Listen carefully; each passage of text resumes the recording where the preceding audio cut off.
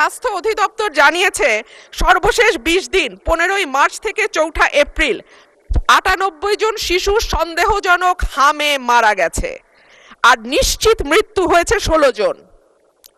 সর্বশেষ 24 ঘন্টায় সন্দেহজনক হামে মারা গেছে 4 জন, নিশ্চিত হামে 2 জনের মৃত্যু হয়েছে। তবে গত 2 সপ্তাহে প্রথম আলো দেশের বিভিন্ন হাসপাতাল কর্তৃপক্ষের সঙ্গে যোগাযোগ করে হামে মৃত্যুর সংখ্যা 61 বলে জানিয়েছে।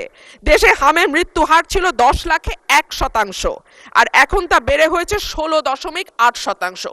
আরও পরিসংখ্যান দিতে পারি মাননীয় স্পিকার, কিন্তু আমি পরিসংখ্যান দেব না। আমি একটা কথা বলি, এই সংসদে যারা বসেছেন আপনারা কোনো না কোনো সন্তানের পিতা, এবং বলা হয় সন্তানের পিতার কাঁধে সন্তানের লাশের চেয়ে আর ভারী কিছু হইতে পারে না।